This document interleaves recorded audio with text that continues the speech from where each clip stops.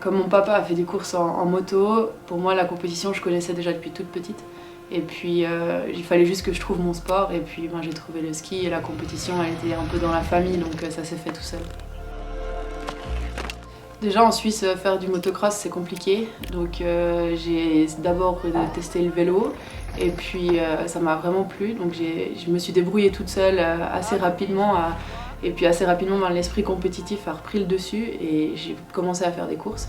Et puis un jour un ami m'a dit ça serait trop drôle que tu puisses faire des courses en hiver à ski et en été en vélo. Et puis j'ai dit non, laisse tomber, ça arrivera jamais. Et puis au final, pendant 2 ans d'affilée, j'ai pu faire des Coupes du Monde en hiver à ski et en été en enduro. Donc du coup, c'était une expérience assez cool, mais très intensive. Donc du coup, il a fallu faire un choix et puis voilà, le choix était plutôt clair.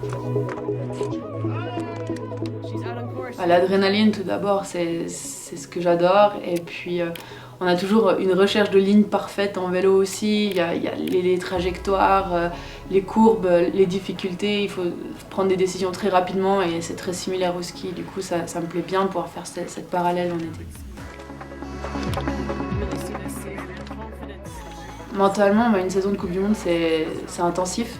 Donc l'été, j'ai remarqué que j'avais quand même besoin de récupérer, de décrocher de cette compétition tellement intense et du coup je profite vraiment de faire du vélo pour le plaisir et puis de changer le monde. Les gens ont une manière de penser différente que dans le ski donc ça me fait du bien d'avoir ce changement. Donc, je continue à côtoyer des VTTistes et puis ça me fait une bonne balance, un bon équilibre.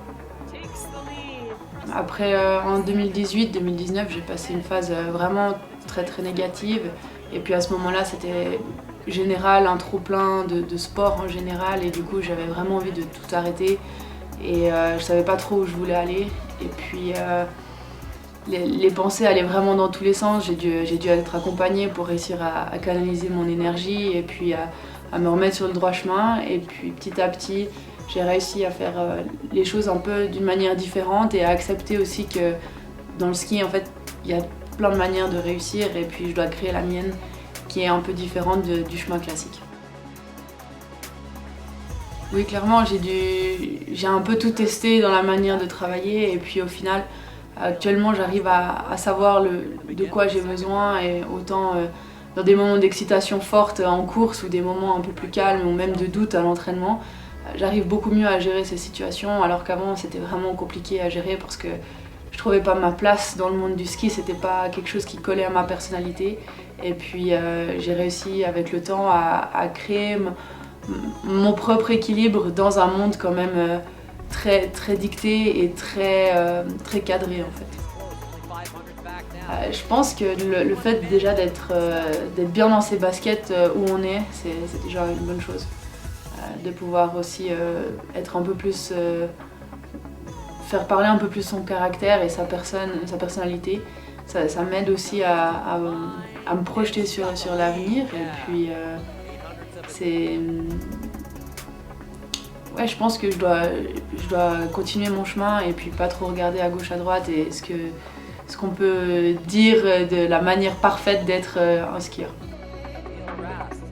Mon mental peut être une très grande force, comme parfois peut me jouer des tours, mais avec les années, ça devient vraiment une force et je pense que je peux être fière du travail que j'ai fait. Pour moi, le plus important, je pense que c'est le plaisir. Il faut faire les choses avec le cœur et être bien où on est. Donc, le plaisir, pour moi, ça a joué un rôle tellement important dans ma carrière que pour les jeunes, c'est faites-le pour le plaisir et puis amusez-vous. C'est pas l'armée, c'est du sport, ça doit nous faire plaisir et on doit avoir le sourire quand on skie.